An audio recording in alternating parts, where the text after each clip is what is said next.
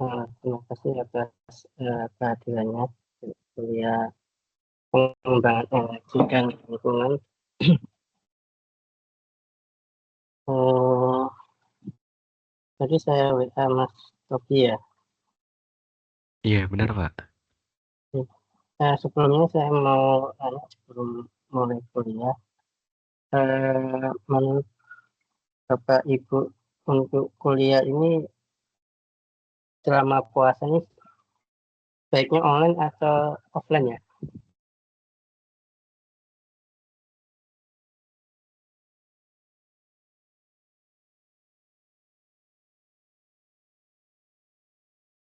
Kalau untuk perkuliahan selama puasa, Pak, karena kebetulan juga ada beberapa yang bekerja dan ada yang di luar kota Semarang juga, Pak. Jadi lebih ke dilaksanakan secara online. Oke ya. Baik. Oke, Mas Topi, terima kasih atas masukannya. Yang di luar kota itu ada siapa aja ya? Untuk yang di luar kota itu ada Mas Syari, Pak. Mm-mm. Dari Ramadan ya. Iya, benar. Terus, Kalau yang lain itu pada di kota Semarang semua, Pak. Namun mm-mm. sisi pada bekerja semuanya. Oke, Iya. baik. Terima kasih atas sarannya ya. Oke, kalau tahun kemarin sih ada hybrid, jadi apa di kelas dan apa, di secara online. Tapi nggak apa kalau ini nanti ke depan kita online terus ya, tidak masalah. Nanti semoga eh, karena ada, kalau ngikutin kurikulum kemarin itu ada materi yang kita coba praktek secara langsung gitu ya, yang terkait dengan LCA. Kemudian nanti pas eh, prakteknya itu bisa berjalan dengan baik eh, karena kita selenggarakan secara online gitu. Oke, kita masuk ke materi yang kedua.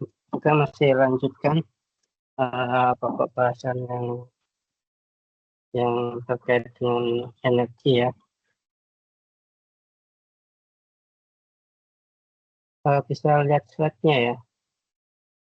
Bisa, Pak, terlihat. Jadi meskipun energi transisi atau energi hijau sekarang menjadi isu isu yang bisa dilaksanakan karena efek dari perubahan iklim ya. Jadi perubahan iklim itu menyebabkan jumlah gas rumah kaca semakin tinggi akibat dari keluarnya atau penggunaan energi fosil yang dominan ya. Namun memang fakta bahwa kerusakan lingkungan yang terjadi sekarang baik karena apa kerusakan apa kerusakan hutan secara langsung maupun karena sifatnya meteorologi ya. Meteorologi itu maksudnya adalah eh, adanya perubahan iklim yang terjadi sekarang dengan intensitas curah hujan yang tinggi itu secara tidak langsung disebabkan karena penggunaan energi fosil yang dominan yang digunakan oleh negara yang ada di dunia ini. Jadi eh, apa sebelum Donald Trump menjadi presiden itu harapan masyarakat atau aktivis lingkungan itu sangat tinggi sekali karena apa penggunaan energi hijau itu semakin didorong ya. Tetapi sejak Donald Trump jadi presiden para aktivis lingkungan mulai putus asa ya, karena hampir semua negara sudah, meskipun ada komitmen, tapi negara kita sendiri tidak menarik perjanjian Paris ya. Ya kan.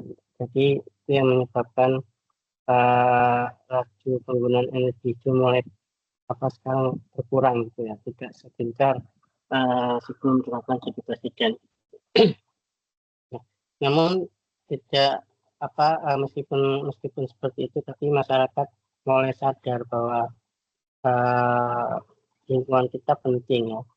Saya berkaca pada kejadian bencana di Sumatera ya, di Sumatera yang menyebabkan kerusakan lingkungan dan banjir bandang dan serta banjir banjir air yang meluas ya di 3 provinsi, yaitu di Aceh, kemudian Sumatera Utara dan Sumatera Barat itu. Nah, jadi maka kita perlu berpikir bagaimana energi yang yang disebutkan di sini ya, yang dari fosil yang berkontribusi besar terhadap pengeluaran emisi CO2 di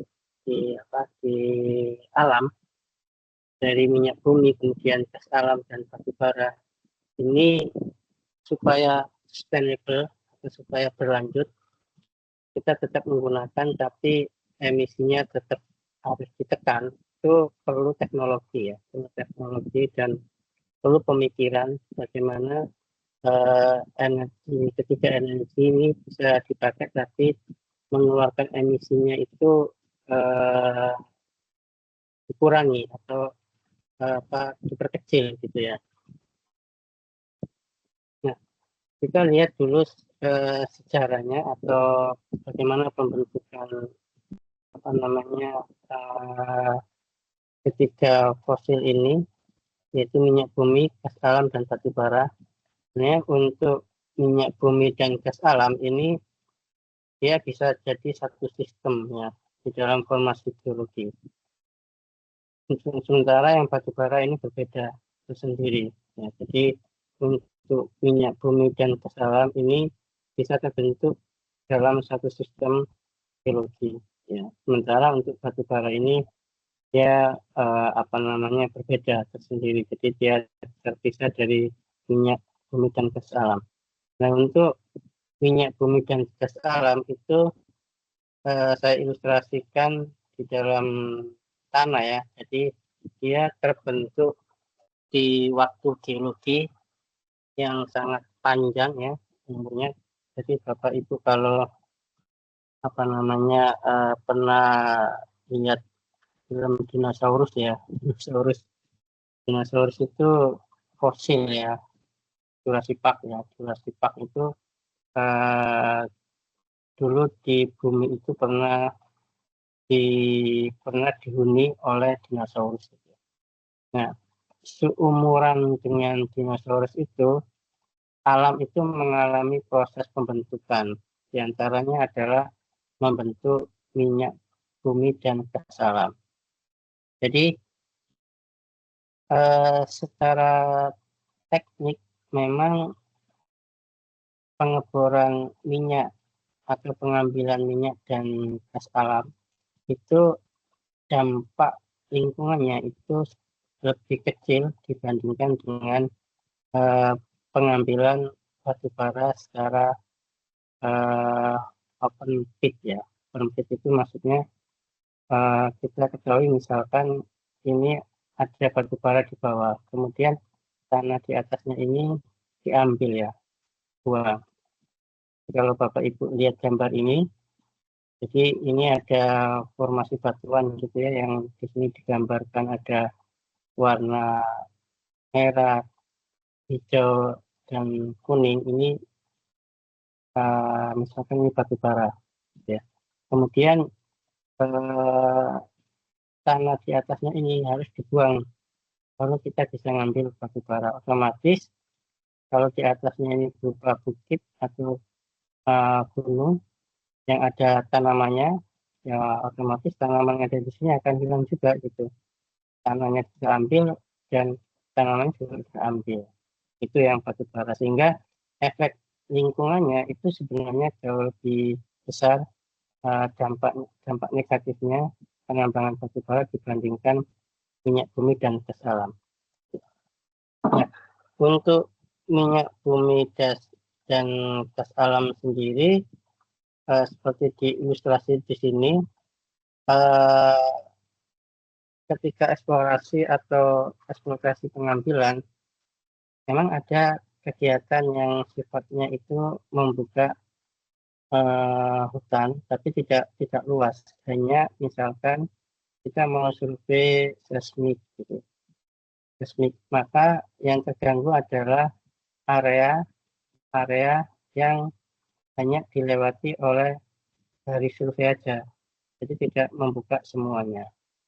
Nah, setelah nanti survei seismik dan pengeboran ini terbukti, baru nanti kegiatan pengambilan atau pengeboran lanjutannya dilakukan. Nah, untuk pengeboran sendiri biasanya hanya pada satu titik. Jadi kalau misalkan kita gambarkan di sini, ini adalah sumur bor ya. Perbandingannya ini adalah tanaman gitu ya, pohon. Maka ya area yang ada sumur bornya ini yang dibuka. Gitu. Sementara area yang di luar itu tanaman masih bisa tumbuh dan berkembang gitu. Ya, jadi luasannya tidak luas untuk area sumur bornya, itu paling sekitar ya 5x5 lah untuk operation awal gitu. 5 sekitar 5 meter kali 5 meter, ya tergantung nanti kedalaman nantinya yang dibor gitu ya. Nah, bisa juga lebih dari itu, tapi setelah pemboran selesai, maka ini sudah tidak ada lagi begini. Jadi ini tidak ada lagi, tinggal sumurnya aja, petnya aja, pet sumur aja yang luasnya mungkin sekitar 3x3 gitu ya, yang di ton gitu ya. Selanjutnya ya dilanjutkan oleh pipa-pipa saja, pipa-pipa yang ada di atasnya. Jadi sehingga operation gangguan terhadap lingkungan di atasnya itu tidak signifikan atau tidak banyak gitu. Nah, yang diambil adalah minyak dan gas alam. Jadi di dalam formasi geologi, kalau Bapak Ibu lihat di gambar ini ada semacam tinggian gitu ya. Jadi ada lapisan batuan gitu ya, lapisan batuan yang membentuk cembung semacam puncak ya, ada semacam tinggian gitu ini. Nah, di sini disebut sebagai reservoir, di reservoir batuan. Jadi batuan reservoir ya. Jadi reservoir itu maksudnya adalah formasi geologi yang yang terdapat fluida. Fluidanya bisa berupa gas, minyak, dan air, water. Kemudian selama pemboran atau formasi geologi ini di atasnya reservoir ini ada namanya lapisan penutup.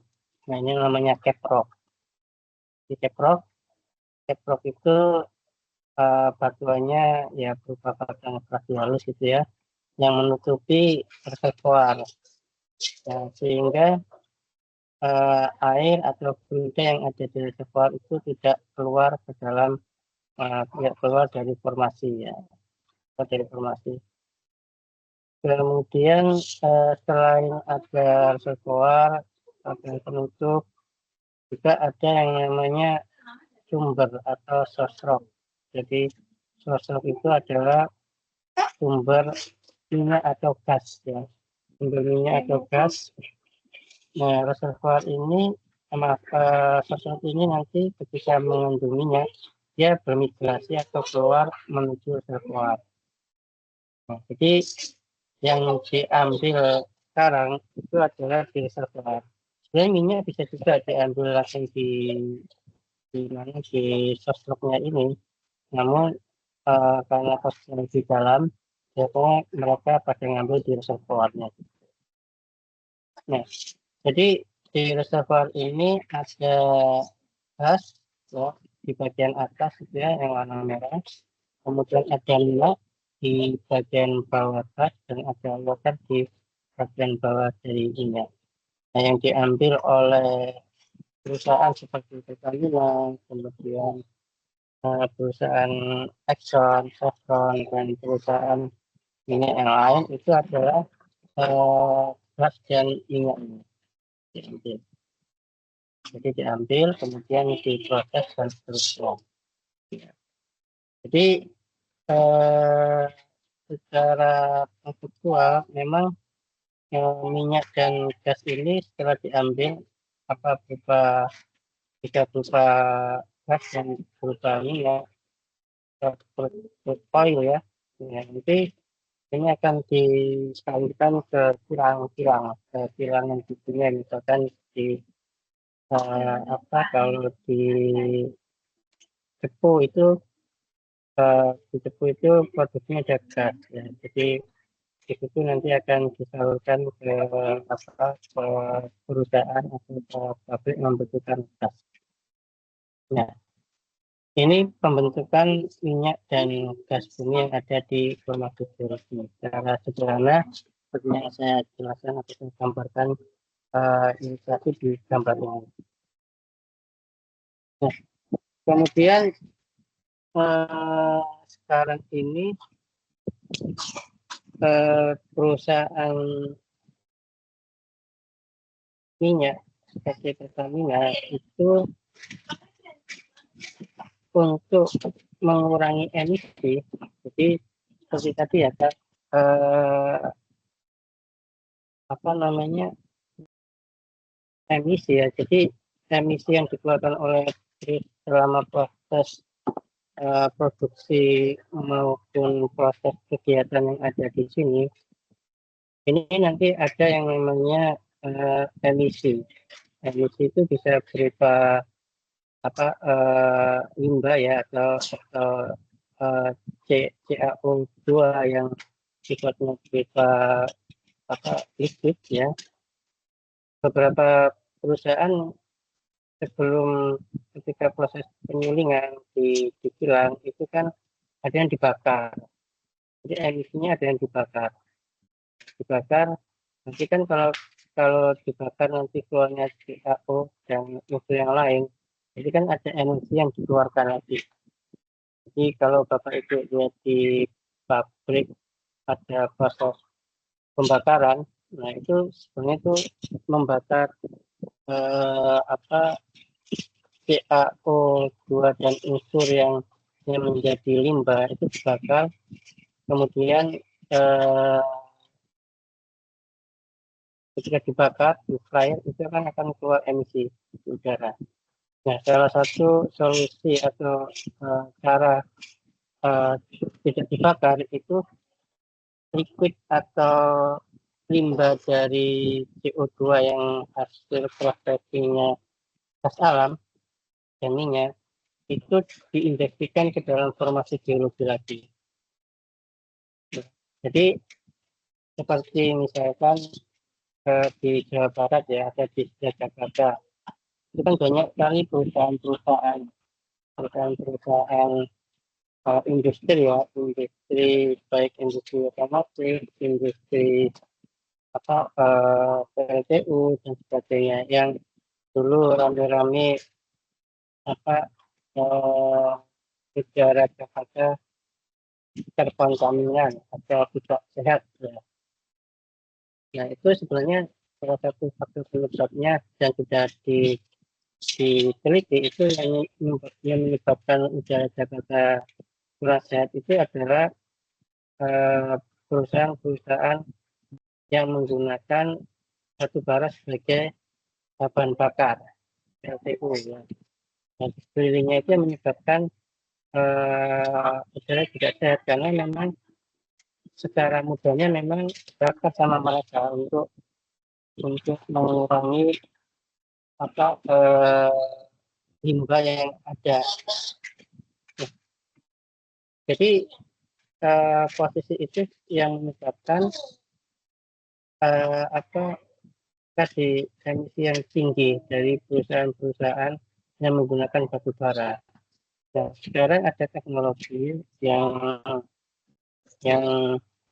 tidak perlu dibakar, ya, tapi dimasukkan lagi ke dalam formasi geologi. Jadi yang disebut sebagai carbon capture storage.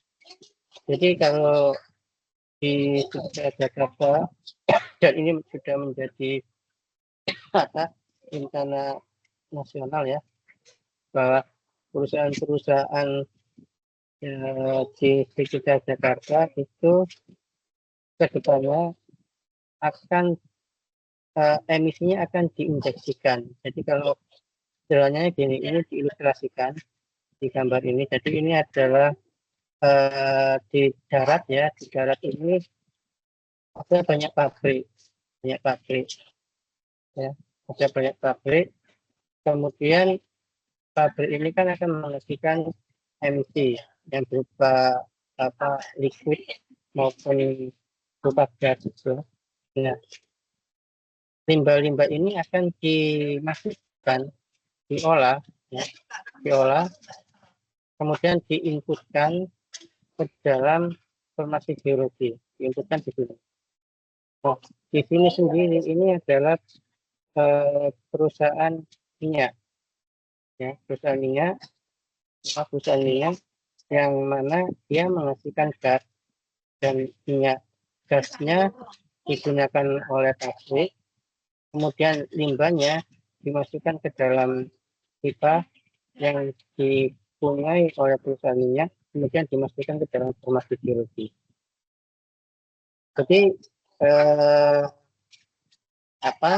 ini sedang dikerjakan sebenarnya proses nasional ini, yang mana kalau kita lihat di sini, ya, di sini ada formasi geologi yang ada reservoirnya tadi yang saya sebutkan. Nah, itu sekarang posisinya sudah decline. Jadi posisinya itu sudah produksi minyak dan gasnya sudah menurun. Jadi ada menurun, kemudian selain ada minyak, reservoir itu juga berpotensi untuk menyimpan, ya. Jadi carbon capture storage ini adalah menyimpan karbon yang dihasilkan oleh pabrik-pabrik di sekitar Jabodetabek, diinjeksikan ke dalam formasi geologi yang ada di laut, ya, offshore, atau ada di bawah permukaan, disimpan gitu. Dan menyimpan sebenarnya hampir sama seperti ini. Jadi ini yang tadi menghasilkan minyak, kemudian ditambah satu sumber lagi, ya, khusus untuk injeksi CO2, karbon. Jadi kenapa kita injeksikan di sini? Karena kita infrastruktur, kita punya pipa, ya, kemudian punya reservoir ini, ya, reservoir ini, dan reservoir ini bisa berpotensi berpotensi untuk menyimpan CO2, gitu, ya. Ya, jadi teknologi disebut sebagai carbon capture storage. Nanti saya tunjukkan petanya, ya. Nah, bentuk dari formasi geologi ini yang ada di bawah permukaan ini, ya, itu diilustrasikan di gambar ini, belakangan ini. Ini ada gambarnya. Ya, jadi ini ada garis warna merah, kemudian ada garis warna hijau, kuning, dan biru. Ini ada lapisan-lapisan kaca yang ada di formasi geologi. Jadi studi ini sudah dilakukan, ya, dan sudah ongoing, dan sepertinya tinggal menunggu peraturan pemerintah untuk diaplikasikan, untuk gerakan dalam rangka injeksi carbon capture storage ya. Jadi injeksi CO2 yang ada yang dihasilkan oleh pabrik-pabrik yang ada di Jabodetabek, kemudian dimasukkan ke dalam formasi sirup gitu. Saya coba buat dulu, saya tunjukkan untuk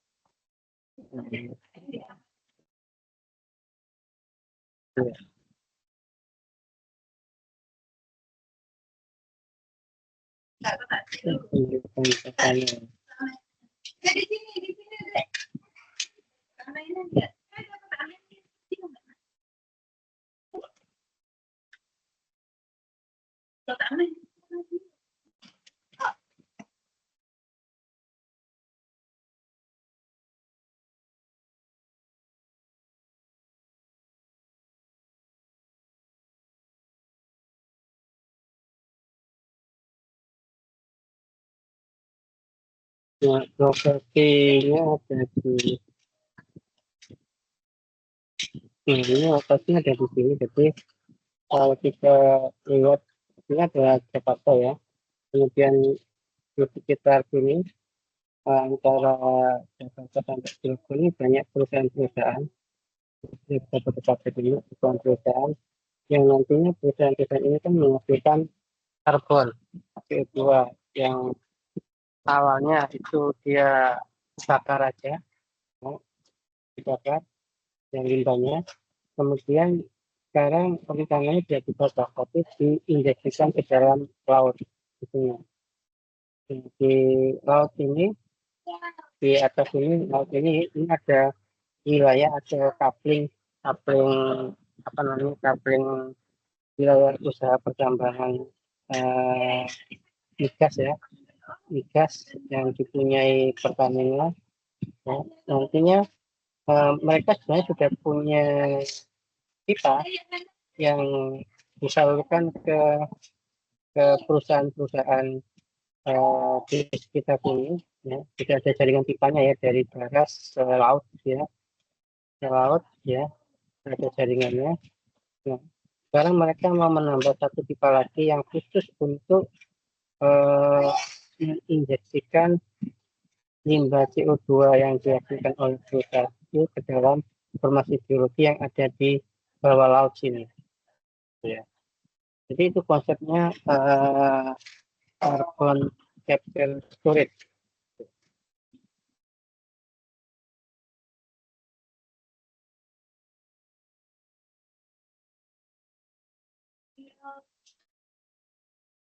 Ya, jadi konsep ini seperti yang saya sebutkan tadi bahwa minyak dan gas bumi ini kan secara akumulasi kan menyebabkan penggunaannya itu kan seperti penggunaan apa namanya untuk kendaraan transportasi itu kan menyebabkan polusi. Nah, sekarang reservoir yang menghasilkan minyak itu kedepannya akan diisikan CO2 yang dihasilkan oleh perusahaan pabrik-pabrik yang ada di Jabodetabek. Kalau proyeknya sudah berjalan itu ada di Sukawati ya, lapangan Sukawati itu ada di Tuban itu mereka sudah menginjeksikan CO2 ya, tapi berasal dari kegiatan aktivitas perusahaan Pertamina sendiri. Nah, kalau yang ini adalah nanti aktivitas aktivitas perusahaan pabrik ini yang nanti akan diinjeksikan ke dalam formasi yang dipunyai oleh Pertamina. Ini konsep dari carbon capture storage yang tujuannya adalah untuk mereduksi CO2 yang ada di tanam. Kemudian yang ketiga adalah batu bara. Jadi batu bara ini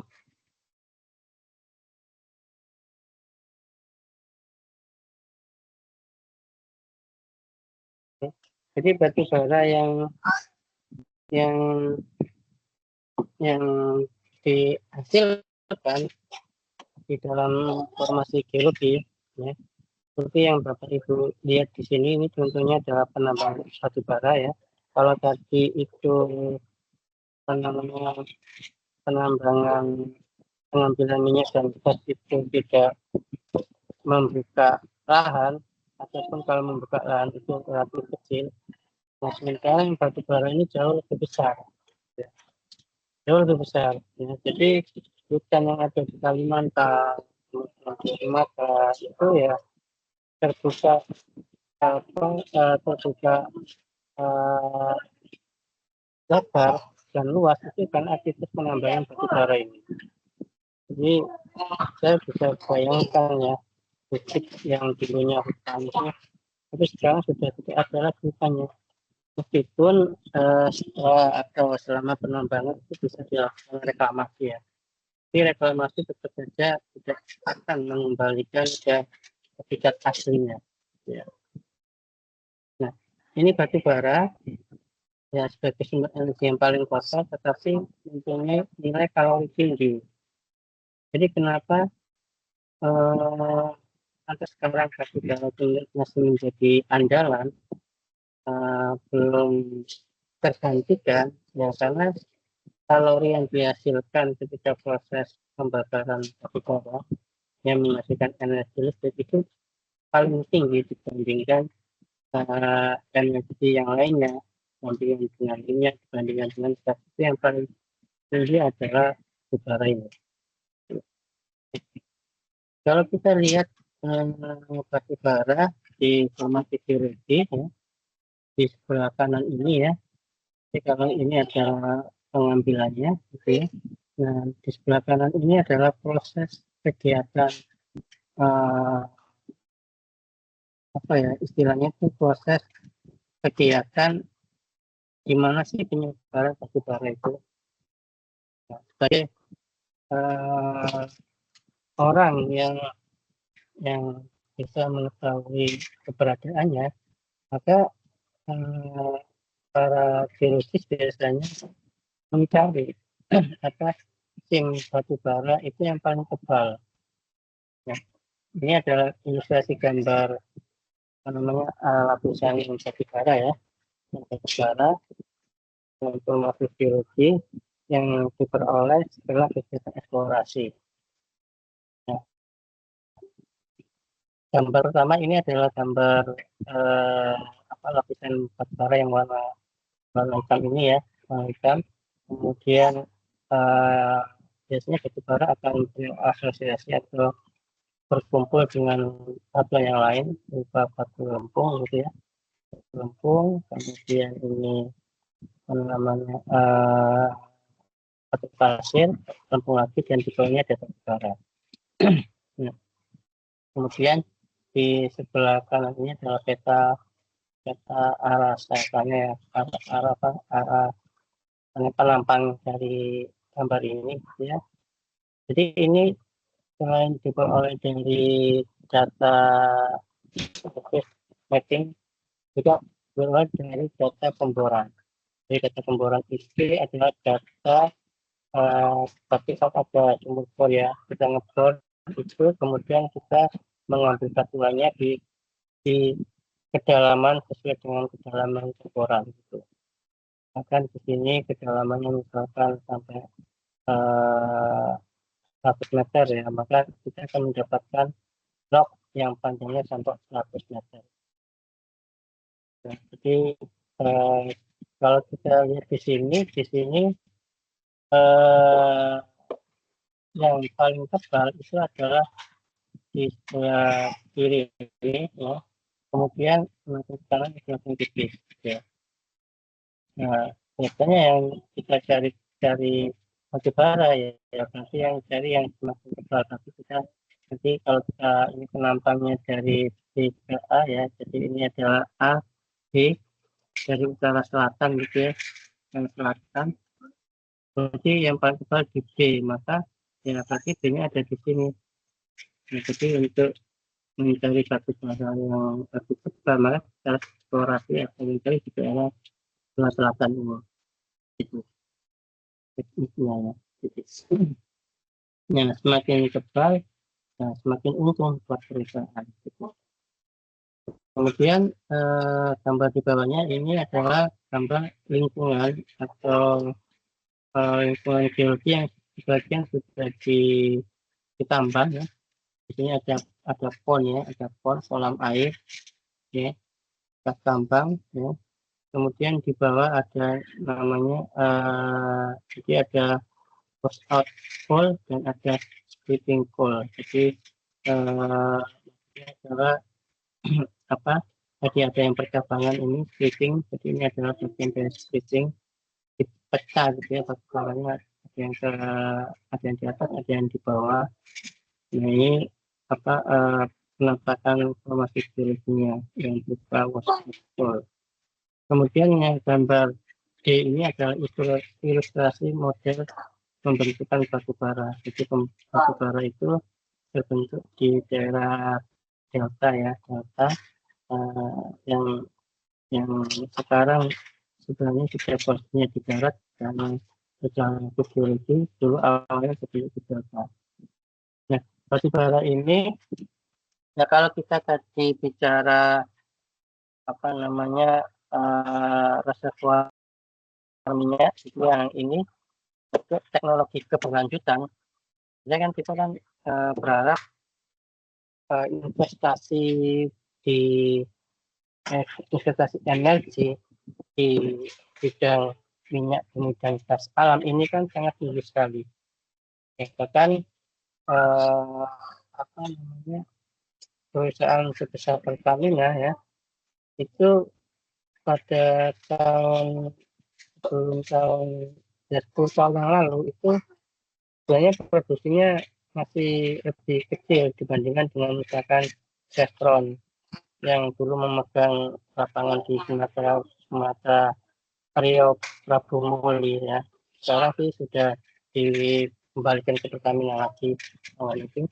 Dulu ya paling tinggi Chevron yang punya produksi nasional itu. Nah, ya untuk menjaga keberlanjutan bisnis itu, maka untuk bidang minyak dan gas bumi itu mereka mengembangkan ini carbon capture storage ini. Nah, jadi perusahaan-perusahaan tadi yang akan menginjeksikan apa namanya kegiatan limbahnya CO2-nya ke alam ini ya dikenai tarif ya, dikenai tarif gitu. Jadi tidak gratisan sebenarnya. Karena mereka juga ketika membakar apa limbah CO2 itu juga kan memakan biaya juga dan biaya juga, sehingga biaya yang harus dipakai untuk membakar ini dikembalikan atau dibayarkan untuk diinjeksikan ke dalam formasi ini. Jadi ini adalah bisnis. Selain tadi juga di dalam lingkungan, ini sebenarnya teknologi yang juga dibisniskan sebenarnya. Jadi mereka memasukkan CO2 di sini harus bayar, gitu. Harus bayar, dan tentu regulasinya sedang disiapkan oleh pemerintah ya. Nah, ini keberlanjutannya di sini. Jadi minyak yang tadi di sini, ya, yang nantinya akan kita ambil dan akan habis suatu saat, ya, keberlanjutannya adalah bisnis CCS ini, carbon capture storage. Jadi yang bidang minyak dan gas. Sementara untuk batu bara itu untuk keberlanjutannya itu adalah pengembangan apa namanya coal bed metan. Jadi gas metannya di dalam batu bara. Ya. Jadi kalau kita lihat di sini ya, di sini ini ada apa batu bara di permukaan gitu ya, yang bisa kita ambil. Kemudian ada juga batu bara yang ada di bawah permukaan yang di dalam lagi, ya, dalam lagi. Kalau kita mengambil ini berarti kan kita mengetas membuang lapisan yang ada di atasnya batu bara yang kedua ini. Ini sudah habis misalkan ya, habis ya. Kemudian masuk ke dalam lagi, ini mau diambil, diambil. Nah, sementara lapisan batuan ini tuh kedalamannya berbeda-beda, ya. Sehingga ada beberapa konsep yang sedang dan sudah diimplementasikan adalah pengembangan energi baru berupa gas metan batu bara. Jadi gas metan ini yang diambil adalah gasnya, batu bara tetap ada di dalam, tidak diambil. Ya. Jadi kalau tadi batu baranya itu diambil, sekarang batu baranya tidak diambil, batu baranya tetap di bawah formasi geologi. Hanya saja kita mau mengambil gasnya, Ya, jadi batu bara itu punya gas metan yang pengambilannya tidak mudah memang, ya, tidak mudah. Jadi pengambilannya itu harus di fracture ya, di fracture dengan tekanan yang tinggi sehingga gasnya keluar.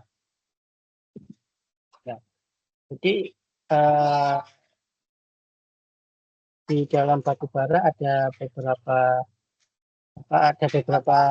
gas ya, gas yang di dalam ini CH4 ya. Jadi gas metan adalah CH4 ya.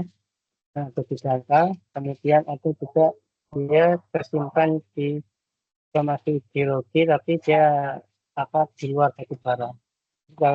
Kalau di ilustrasi ini ada ada lapisan batuan ya, lapisan batuan 1, 2, 3, 4. Nah, batu baranya sendiri itu sebenarnya di lapisan yang keempat yang hitam ini. Karena di alam itu ada pressure, kemudian ada patahan, ada retakan ya, ada retakan ini retakan alam ini retakan. Kemudian ini juga retakan ya, retakan itu pecah itu secara alami memang di alam proses tektonik gitu. Itu ada beberapa kasus yang terjebak di dalam formasi geologi selain di batu baranya. Nah, dia terjebak misalkan di formasi yang nomor 3 ini, dia terjebak di sini. Nah, karena proses alam, maka berkumpul batu bara. Kemudian juga ada yang terjebak di sini.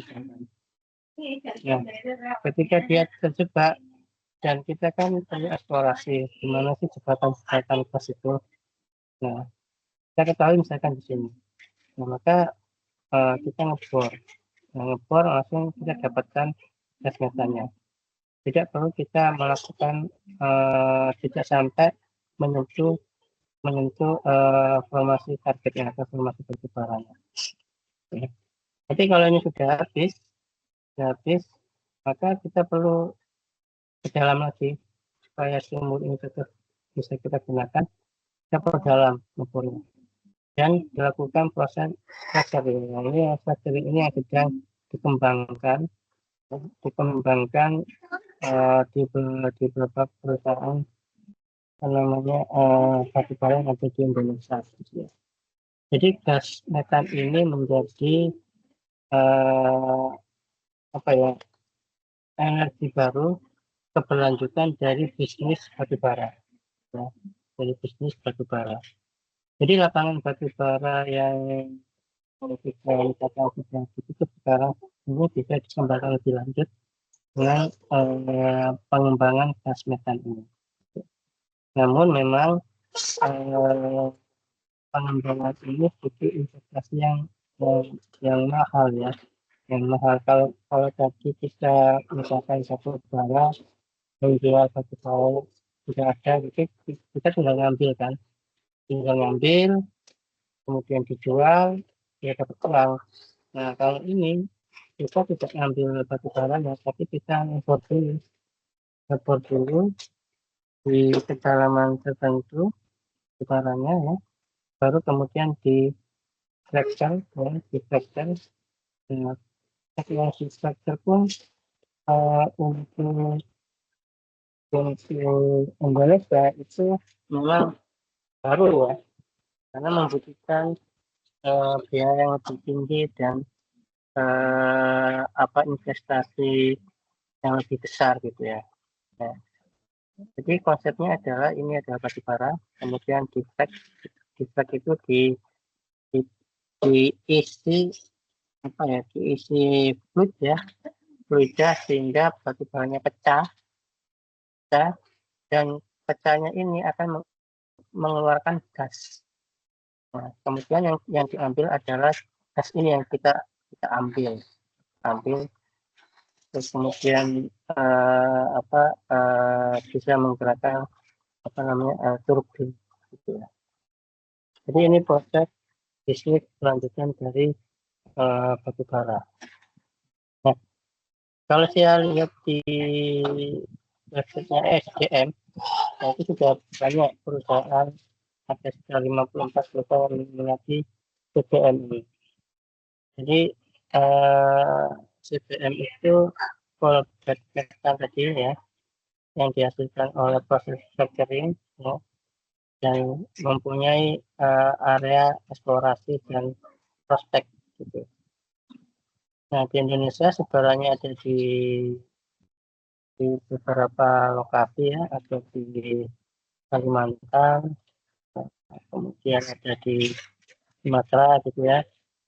Nah, ini senjata yang di sini yang dikelola oleh PTBA ya, perusahaan BUMN Batubara, yang ini sedang intensif mengembangkan CBM ini. Jadi di Sumatera, ada di Kalimantan, dan ada di East Kalimantan. Kemudian yang lainnya ada di sebenarnya ada potensi kita di Jawa, yang Jawa Barat ini ada potensi kecil ya. Kemudian di Bengkulu ya, dan di Riau. Nah, gas metan ini sebenarnya secara emisi memang jauh lebih kecil ya, dibandingkan kita istilahnya mengambil batu baranya langsung. Ya.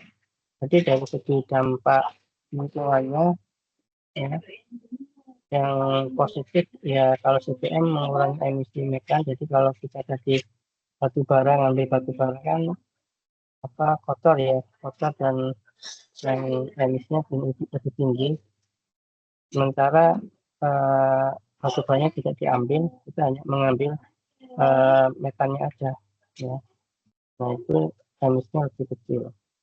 Namun ada sisi negatif yang lain, jadi ada produksinya bisa berpotensi mencemari air tanah, air permukaan dengan kadar garam tinggi. Nah, ini pada saat produksi ya. Kemudian bisa menurunkan kesuburan tanah, meningkatkan erosi, dan menyebabkan kebocoran gas. Nah, yang utama ini kebocoran gas ini. Jadi kalau itu bocor ya berarti bisa beracun, ya bisa membunuh fauna dan flora yang ada di lingkungan kalau dia bocor. Sehingga perlu keamanan yang tinggi untuk pengembangan CBM ini. Ya, gitu. Kalau di Amerika sudah efektif ya, sudah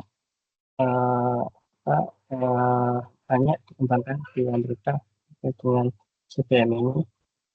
Nah, pada saat sekarang ini kita sebenarnya meskipun ya, minyak ini ya, kita dulu pernah menjadi negara ekspor minyak tahun 70-80-an ya. Pada zaman Orde Baru, tinggi-tingginya itu kita menghasilkan minyak lebih dari 1 juta barrel per tahun ya, 1 juta barrel. Nah, sekarang ini kita produksinya jauh turun sekali. Kita hanya memproduksi sekitar 600.000 barrel. Sementara kebutuhan nasional minyak itu sekitar 1,5-1,6 juta. Jadi sebenarnya produksi kita itu hanya sepertiga ya, 2/3-nya kita impor. Maka kemarin ya Pak Prabowo ya menandatangani perjanjian kita akan beli minyak dan gas dari Amerika gitu ya.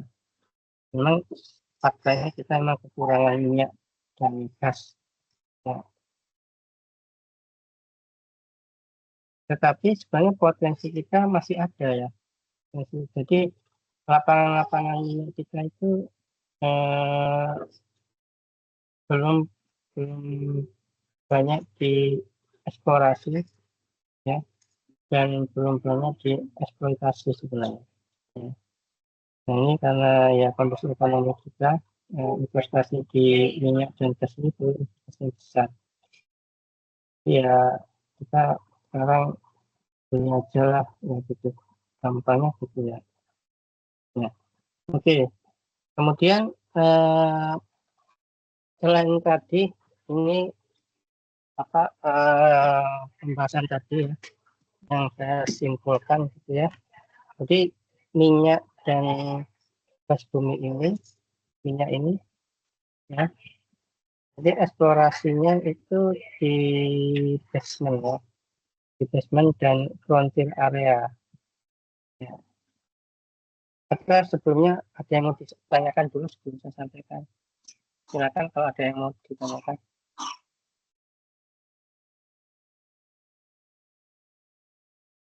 Baik, Muhammad Tofi silakan Mas.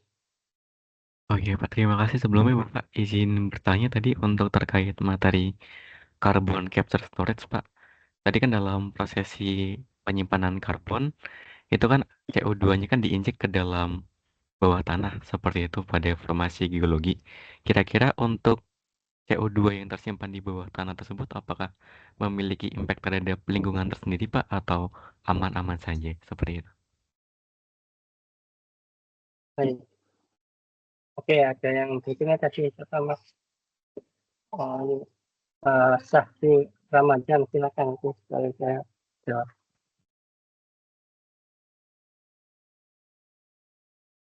Ya, terima kasih Pak. Saya mohon izin bertanya. Ada 2 pertanyaan saya. Yang pertama, ini terkait yang tadi Bapak menjelaskan mengenai batu bara yang kalori tinggi sama rendah ya Pak. Sebenarnya dari segi yang saya ingin tanyakan di sini adalah eh, dari segi saya tidak tahu ya dari kepakaran Bapak selaku eh, ahli di bidangnya sebenarnya ada faktor apa yang melatar belakangi sehingga terjadinya kalori yang tinggi dan rendah dan efeknya seperti apa ya Pak terhadap pencemaran. Misalnya kalau misalnya kita mempergunakannya itu yang pertama.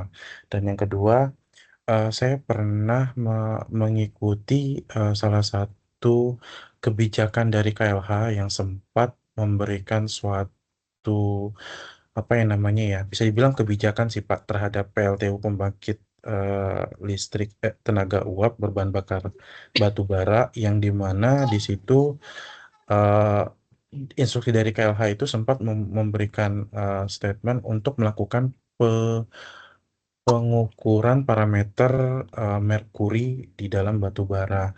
Namun beberapa referensi saya baca ternyata batu bara yang khas di luar negeri itu kecenderungannya eh, memang ada batu bara yang memiliki salah satunya adalah merkuri sehingga dilakukan pengukuran itu. Namun melihat dari eh, saya tidak tahu ya secara strukturalnya seperti apa Pak. Apakah Indonesia itu sama dengan di Eropa ataupun di Asia lain sehingga kita menyamakan kebijakan untuk melakukan pengukuran merkuri terhadap batu bara tadi. Itu saja Pak mungkin dari saya. Terima kasih. Baik, terima kasih atas pertanyaannya. Saya jawab dulu untuk yang tadi carbon capture storage ya. Nah, jadi pertanyaannya apakah aman gitu ya untuk dampak lingkungan ketika CO2 ini diinjeksikan ke dalam formasi geologi. Jadi yang pertama ada syarat formasi ya dan kedalaman. Jadi minimal kedalaman dari formasi geologi yang akan menjadi target injeksi adalah kedalaman sekitar minimal 800 meter, minimal 800 meter. Karena ketika sampai kedalaman 800 ke bawah, itu nanti liquid atau gas yang diinjeksikan itu akan bereaksi dan menjadi kondisi superkritis, akan berubah menjadi padatan. Jadi yang awalnya itu liquid itu berarti kan berupa fluid ya, kayak water yang campur dengan partikel-partikel CO2 dan partikel yang lain. Nah, ketika dia masuk ke dalam kedalaman lebih dari 800, itu nanti akan bereaksi dengan formasi geologi, sehingga kalau nanti berhasil itu akan berubah menjadi kristal-kristal padatan CO2. Ketika sudah menjadi padatan, gelas padatan kayak kristal es gitu ya, dia sudah tidak lagi menjadi gas, ya, sudah tidak berubah menjadi gas, tapi dia menjadi padatan. Nah, kalau sudah menjadi padatan berarti berhasil padatan. Gitu. Nah, namun memang resiko dia tidak bisa menjadi padatan itu ada. Sehingga tadi penjelasan di sini ya, di sini. Nah, kenapa ini kalau kita bicara ini reservoir, kan reservoir yang warnanya macam-macam. Kalau kita hilangkan plastik, minyak dan airnya, ini warnanya kuning ini. Dan ketika tadi diinjeksikan di sini, dia akan menjadi partikel padat dan tidak akan berubah lagi menjadi superkritis. Ya, seperti itu jadi menjadi padat. Itu reaksi kimianya, ya, berubah. Ya.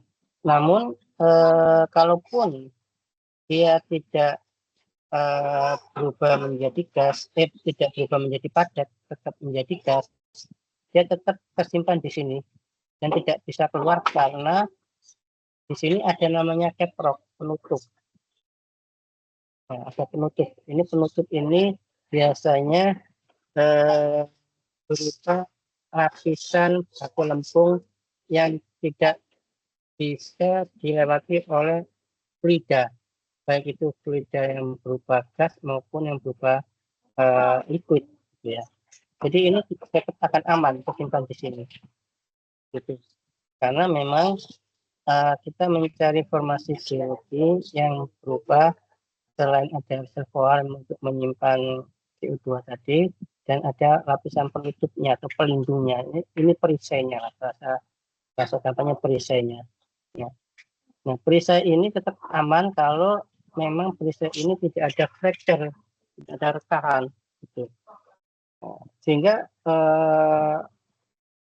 untuk mengantisipasi itu harus dilakukan monitoring sebenarnya ketika kita nanti melakukan injeksi ke dalam formasi geologi. Nah, pengalaman yang ini kebetulan di Jepang itu, sensei saya atau pembimbing saya dulu itu juga studi CCS ini ya, dan di Jepang sudah, kalau di Indonesia belum dilakukan karena untuk yang di daerah Jawa Barat tadi yang di lapangan pertamanya itu baru sudah di planning, sudah studi untuk reservoirnya, tapi injeksinya sebetulnya belum, baru dibuat regulasinya untuk membuat jalur pipanya. Nah, ini nanti kalau sudah diinjeksikan harus ada monitoring lapisan atas ini. Lapisan di sini harus dimonitor. Nah, kenapa? Karena fluida mengantisipasi tidak terbentuknya kristal CO2, maka kan masih ada gas dan ada potensi kebocoran memang. Ya, ada potensi kebocoran. Karena secara ilmiah itu gas itu bisa lewat dari jalur satu lewat rekaan, ya. Jadi kalau di sini ada rekaan, itu nanti masuk rekaan itu seperti ini tadi ya. Ini seperti ini, rekaan seperti ini rekaan. Nah, gas ini akan lewat rekaan, hingga keluar gitu, ya. Atau bisa juga lewat antar pori, ya. Di antar pori yang ada di formasi geologi ya. Nah ini antar pori ini. Nah, capsule ini sebenarnya secara ideal itu memang dia sebenarnya atas clay yang mana tidak memungkinkan fluida lewat. Tapi faktanya itu tetap saja ada fluida yang lewat bukan lewat rekahan, tapi lewat antar pori batuan. Jadi kalau kita lihat struktur batuan itu dia punya rongga-rongga gitu, nah itu fluida bisa masuk situ. Nah, maka perlu dilakukan monitoring kebocoran atau fluida yang ada di atasnya keprov ini. Nah, kalau ini terjadi kebocoran, otomatis harus ada tindakan supaya tidak mengganggu ekosistem yang ada di laut, gitu ya. Nah, ekosistem di laut itu bisa terganggu ketika ada kebocoran ini tadi. Nah, itu jadi preventifnya seperti itu. Nah, indikasi kebocoran itu itu bisa sebenarnya ada studi yang dilakukan oleh mahasiswa saya. Jadi kita bisa melihat di laut ini kan ada biota nih, ada biota gitu ya. Jadi kalau ada kebocoran biasanya nanti ada reaksi antara cangkang-cangkang yang ada di sini dengan area yang mengalami kebocoran. Ya, jadi kandungan cangkangnya itu lebih tebal gitu. Jadi kalau ada kerang hidup di sini gitu, jadi kandungan kerangnya lebih tebal. Itu mengindikasikan berarti dia menyerap CO2-nya lebih tinggi. Nanti itu bisa jadi menjadi indikator indikator ada faktor pencemaran yang terjadi akibat kebocoran formasi geologi gitu. Jadi potensi kebocoran tetap ada, namun itu diminimalkan dengan kita studi formasi geologi ini dengan baik gitu.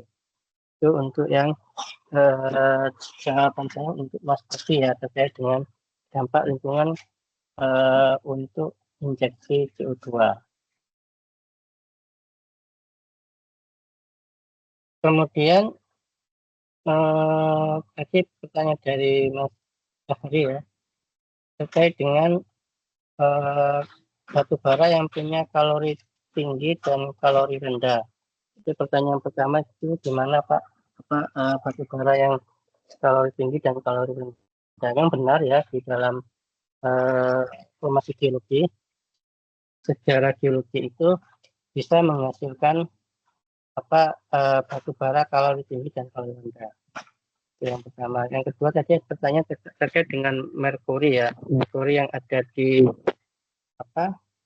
pon ya, yang di bekas tambang ya, ini bisa saja ada kandungan merkuri karena memang ada reaksi kimia antara material tambang ini dengan air.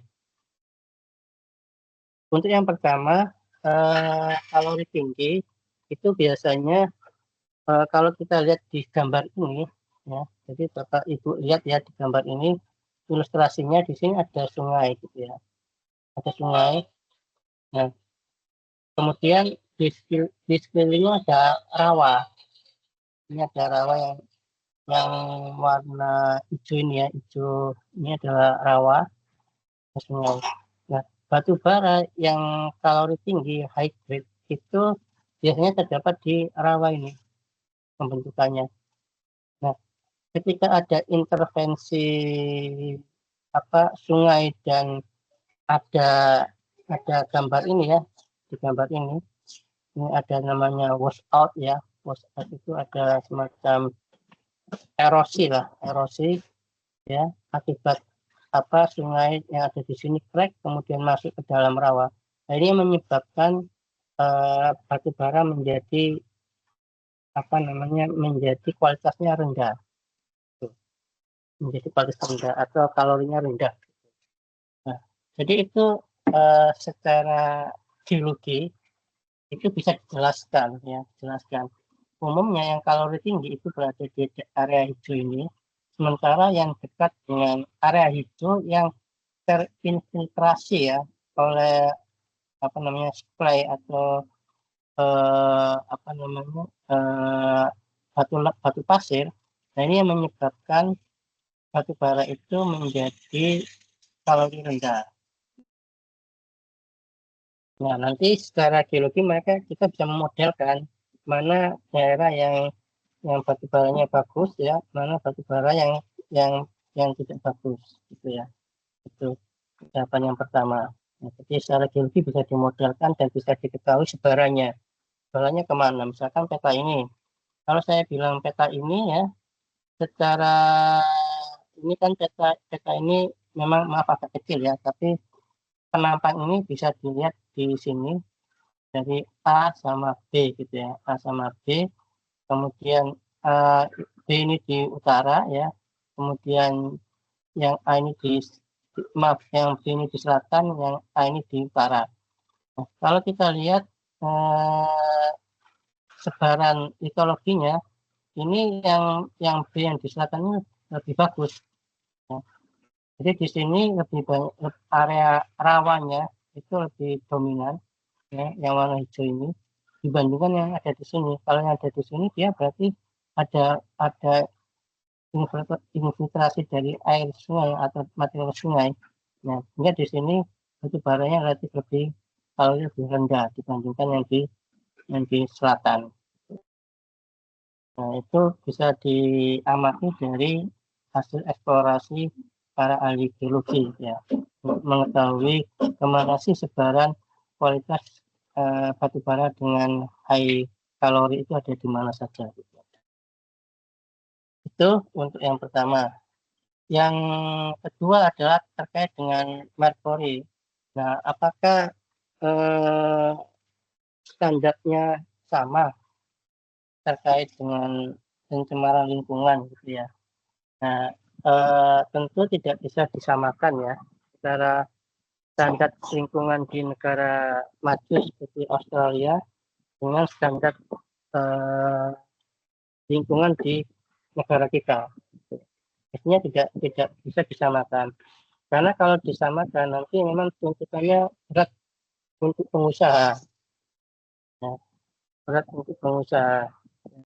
Maksudnya berat di mana ya? Perusahaan harus melakukan treatment terhadap void ini supaya merkuri yang terkandung di void ini sesuai ambang batas.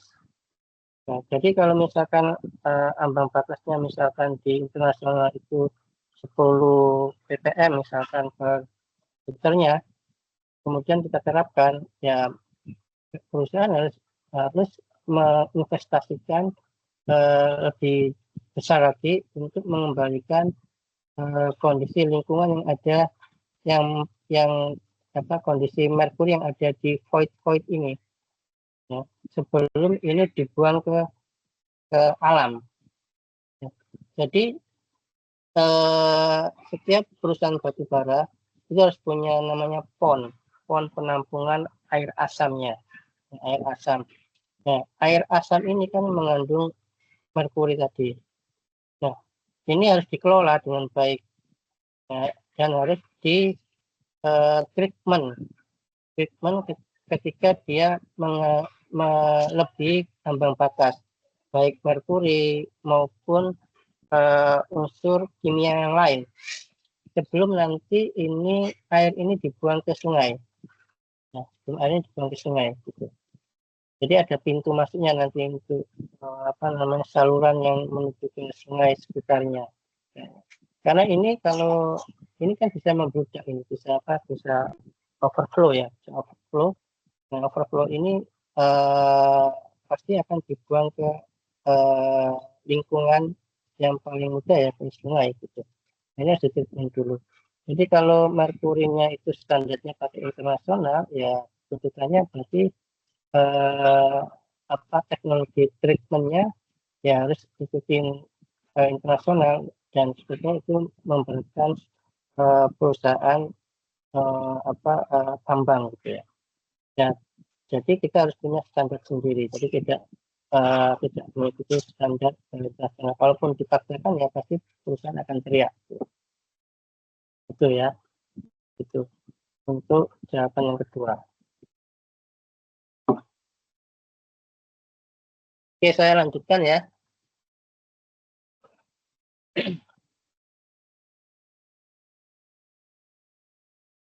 Terakhir ini sebenarnya sudah terakhir. Nah, jadi selain tadi ada CCS ya untuk minyak ya, ada juga namanya enhanced oil recovery, dan kemudian ada namanya eksplorasi di basement dan frontier area serta pengaktifan sumur-sumur tua. Nah, ini sedang dilakukan oleh pemerintah kita merangka ya ketahanan energi supaya kita tidak impor banyak gitu ya, dan mau mengaktifkan sumur-sumur tua.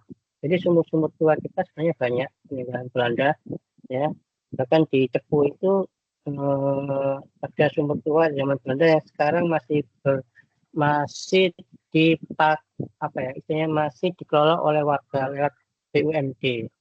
Ya. Nah, nanti BUMD itu nanti setelah menghasilkan minyak kemudian dijual ke Pertamina. Gitu. Nah, ini sudah dilakukan ya, pengaktifan sumur-sumur tua ini.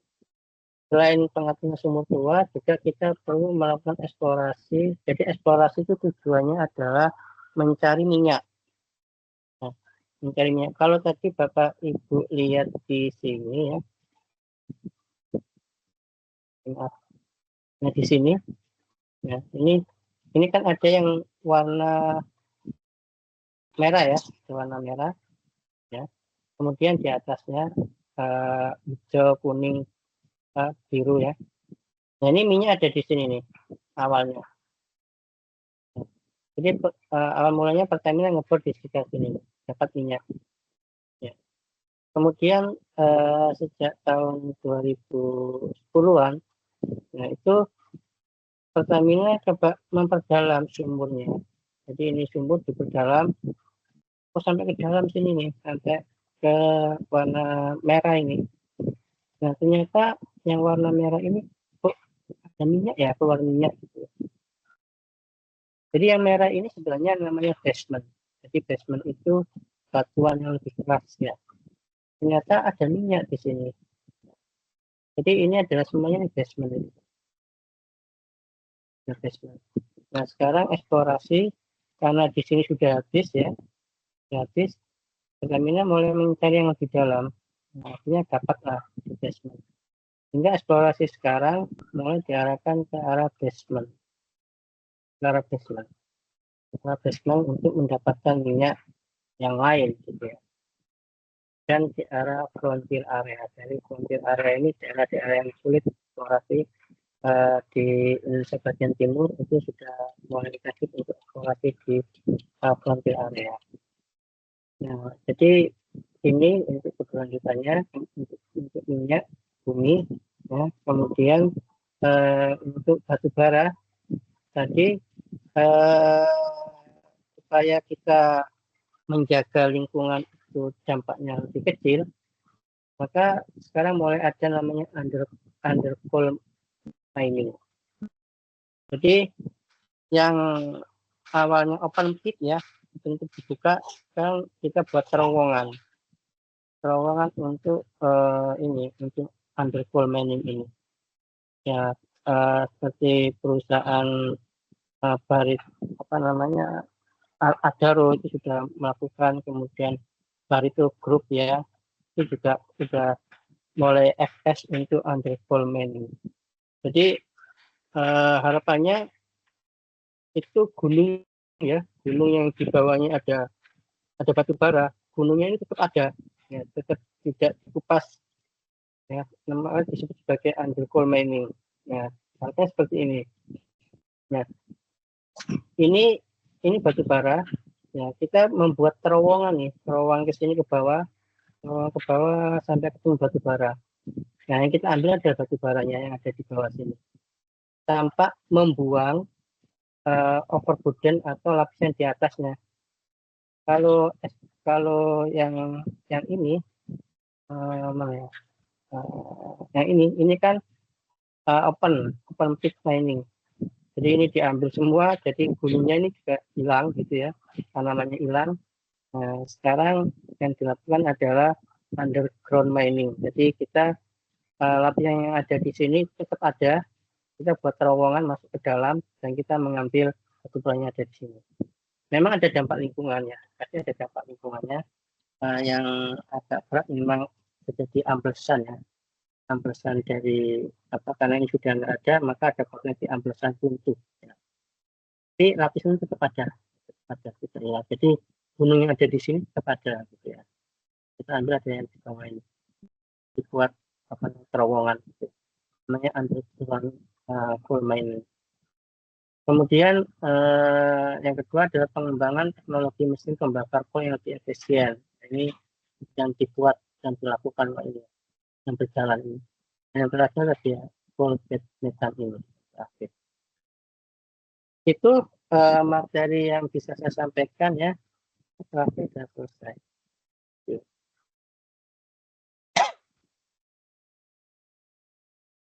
Baik, ada yang mau disampaikan lagi?